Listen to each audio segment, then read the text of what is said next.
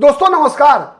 इन दिनों पश्चिम बंगाल में जो कुछ भी हो रहा है, पश्चिम बंगाल की राजनीति में तृणमूल कांग्रेस के अंदर, तृणमूल कांग्रेस के बाहर जिस प्रकार की घटनाएं घट रही हैं दोस्तों, सामान्य तौर पे इसे हम अविश्वसनीय कह सकते हैं, अकल्पनीय कह सकते हैं। अंग्रेजी में अगर इस्तेमाल करें तो कह सकते हैं अनएक्सपेक्टेड शब्द का इस्तेमाल करेंगे। इस जिस बात की कोई संभावना नहीं थी, लेकिन ये सच है।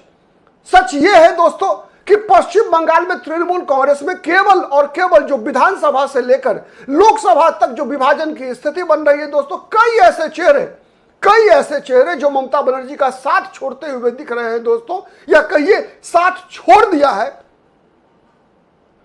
जिसके बारे में सपने में भी नहीं सोचा जा सकता था दोस्तों। उस पश्चिम बंगाल में जब 4 मई को चुनाव परिणाम निकल कर आता है दोस्तों, तो भारतीय जनता पार्टी के जो वर्तमान में मुख्यमंत्री है शुभेंदु अधिकारी, उन्होंने कहा था कि यह हिंदुओं की जीत है, यह जीत हिंदुओं की है। और आज उसी भारतीय जनता पार्टी के साथ तृणमूल कांग्रेस के सांसद, वो भी मुसलमान सांसद, आज जाने को तैयार बैठे हैं, पलक पावड़े बिछा रहे हैं, इंतजार कर रहे हैं कि कब अमित शाह की हरी झंडी मिलेगी और भारतीय जनता पार्टी उन्हें अपनी पार्टी में शामिल कर लेगी।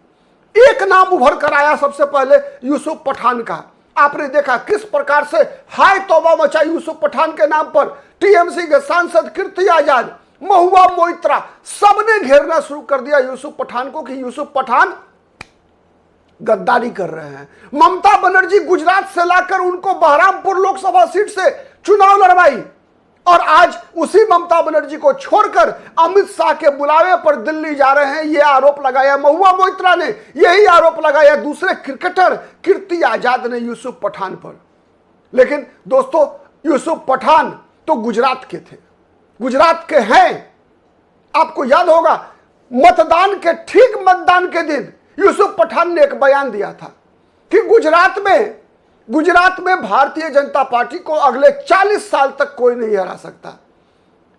यह बात यूसुफ पठान ने जोर से कहा था दोस्तों, लेकिन धीरे से यह बात जोर कही थी कि ममता बनर्जी भी उसी तरीके से पश्चिम बंगाल में ममता बनर्जी को भी हराना असंभव है जैसे गुजरात में बीजेपी को हराना असंभव है। लेकिन बीजेपी के बारे में जो यूसुफ पठान ने कहा, वो इतनी जोर से कहा दोस्तों, जिसकी गूंज पश्चिम बंगाल तक पहुंची और पश्चिम बंगाल में खेला हुआ।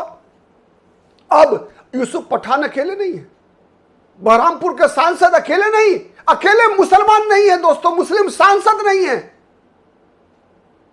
इनके अलावे दोस्तों आपको आश्चर्य लगेगा, मुर्शिदाबाद के सांसद, पश्चिम बंगाल का वो जिला दोस्तों जहां सबसे अधिक मुसलमानों की आबादी है, 65% से अधिक आबादी 2011 की जनगणना के अनुसार है। उस मुर्शिदाबाद का सांसद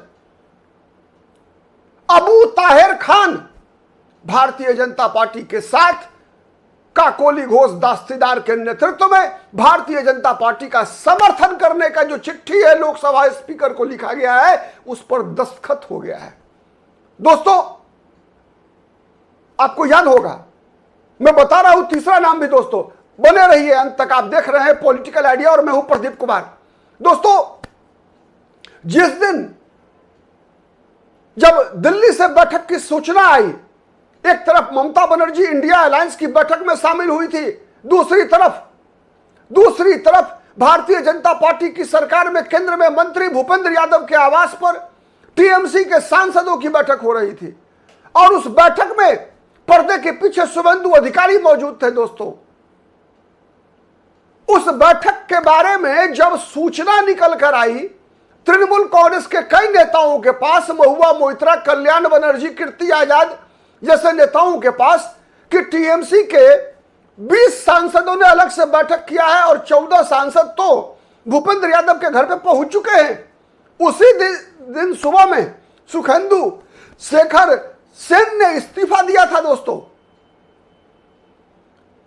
तो टीएमसी के जितने भी प्रवक्ता थे सबने कहा कि भाई हमारे पास 5 मुसलमान सांसद हैं, हमारे पास 5 मुसलमान सांसद हैं, इसीलिए हमारी पार्टी में 20 सांसद पुराना असंभव है। 5 मुसलमान हैं, इसीलिए टीएमसी नहीं टूटेगी। दोस्तों विधानसभा में भी 40% मुसलमान विधायकों के होते हुए भी रीताव्रत बनर्जी ने 58 विधायकों को जुटा लिया ना, और कहा जा रहा है कि इसमें 17 मुस्लिम विधायक हैं। यानी वो गुट जिसने विधानसभा में रीताव्रत बनर्जी को अपना नेता चुना, जो ममता बनर्जी से अलग हुआ है गुट, उस गुट में कहा जा रहा है 17 एमएलए हैं, मुसलमान एमएलए है 17। आप अनुमान लगाइए दोस्तों कि 32 मुस्लिम विधायकों में 17 मुस्लिम विधायक की ममता बनर्जी को छोड़ देने की सूचना है, कन्फर्म सूचना है। आने वाले दिनों में यह आंकड़ा और बढ़ सकता है दोस्तों।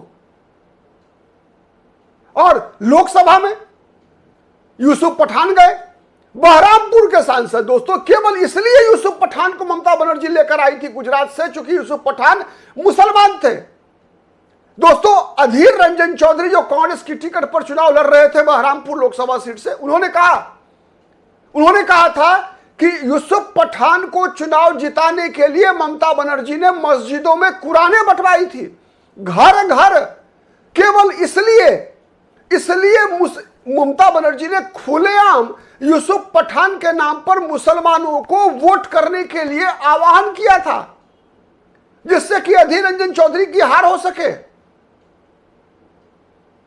कई खेला किया गया था यूसुफ पठान के नाम पर कि मुसलमानों का वोट गैर मुसलमान अधीर रंजन चौधरी को नहीं मिलना चाहिए। यह मैसेज ममता बनर्जी ने दिया था बहरामपुर में, और जिस कारण से यूसुफ पठान की जीत हुई, इसलिए कि ममता बनर्जी चाहती थी अधीर रंजन चौधरी लोकसभा नहीं पहुंचे। और वो यूसुफ पठान, वो ताहिर खान, जहां 65% तो 2011 की जनगणना का आंकड़ा है दोस्तों, माना यह जा रहा है कि अब 70% आबादी है मुसलमानों की। जहांगीरपुर लोकसभा सीट दोस्तों, जहांगीरपुर लोकसभा सीट जहां लगातार कोई भी जीते मुसलमान ही जीतता है, यह लोकसभा सीट है जहांगीरपुर। जहांगीरपुर लोकसभा सीट के सांसद है खलीलुर रहमान। ये दोस्तों, ये उन खलीलुर रहमान और अबू ताहिर खान उन 14 सांसदों में शामिल हैं जिन्होंने भूपेंद्र यादव के घर पर बैठक की थी, जो मौजूद थे जब शुभेंदु अधिकारी उसी दिन शाम में शताब्दी राय से मिलने जाते हैं। शताब्दी राय के घर पे भी, जो कि बीरभूम की सांसद है शताब्दी राय, उनके आवास पर भी कई सांसद इकट्ठा थे। राज्यसभा के भी कुछ सदस्य थे वहां पर टीएमसी के।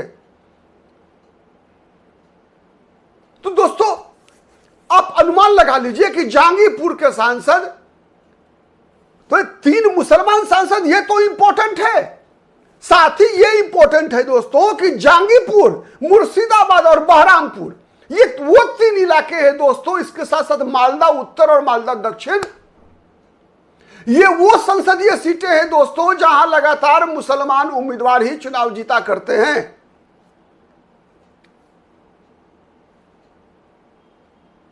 आप अनुमान लगा सकते हैं कि क्या स्थिति है दोस्तों। ममता बनर्जी के बारे में चुनाव के दौरान, चुनाव से पहले यह कहा जाता था कि ये मुसलमान 30% हैं, इसीलिए ममता बनर्जी चुनाव हार ही नहीं सकती। कई राजनीतिक विश्लेषक कहा करते थे कि ममता बनर्जी के वोट की गिनती 30% के बाद शुरू होती है। भारतीय जनता पार्टी को अगर चुनाव जीतना है तो 70% वोटरों में से ही, जब तक 70% का 70% वोट नहीं करेगा बीजेपी के पक्ष में, तब तक बीजेपी पश्चिम बंगाल में नहीं जीतेगी।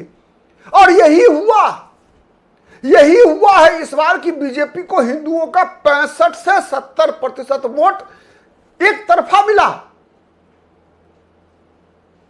और ममता बनर्जी को ये 65% से 70% जो वोट मिला बीजेपी को, उसका भी कारण यही था दोस्तों कि चूंकि ममता बनर्जी के पक्ष में मुस्लिम वोटों का जो ध्रुवीकरण हुआ, ठीक है कि चुनाव जीत गए हुमायूं कबीर, चुनाव जीत गए नौशाद सिद्दीकी, लेकिन आपने देखा कई मुस्लिम बहुल गांवों से, कई मुस्लिम बहुल मोहल्लों से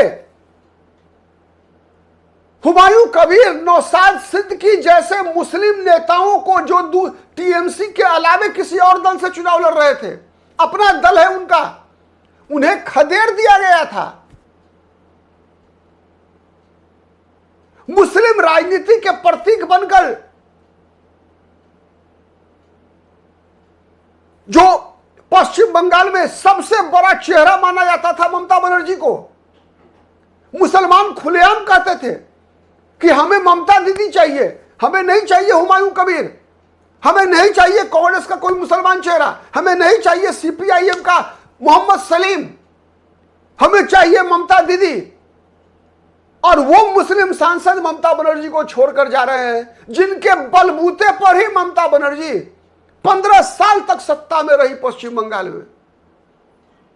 यह सबसे बड़ा परिवर्तन है दोस्तों,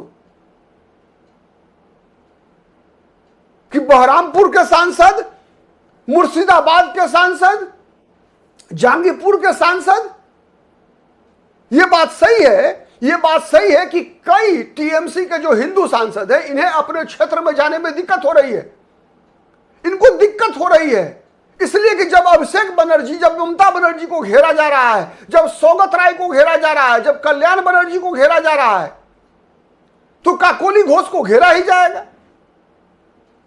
लेकिन इन खलीलुर रहमान और अबू ताहिर खान की क्या मजबूरी थी? मुझे नहीं लगता कि भारतीय जनता पार्टी में अगर ये सीधे शामिल हो जाएं, जो अभी सीधा शामिल होने में बहुत समय है, अगर हो जाए तब भी बीजेपी इन्हें मंत्री नहीं बनाएगी, ये गारंटी है, नोट करके रख लीजिए। भारतीय जनता पार्टी ने जब मुख्तार अब्बास नकवी को, सैयद शाहनवाज हुसैन को मंत्री नहीं बनाया, तो क्या आपको लगता है कि खलीलुर रहमान, यूसुफ पठान और अबू ताहिर खान को बीजेपी मंत्री बनाने जा रही है?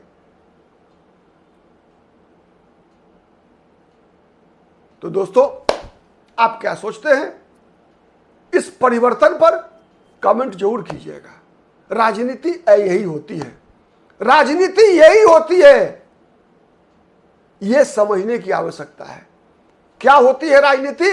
सत्ता, पावर। कहा गया है power corrupts, absolute power corrupts absolutely. आप क्या सोचते हैं? कमेंट कीजिएगा। आज के लिए इतना ही, फिर मुलाकात होगी किसी अन्य मुद्दे पर। तब तक के लिए नमस्कार।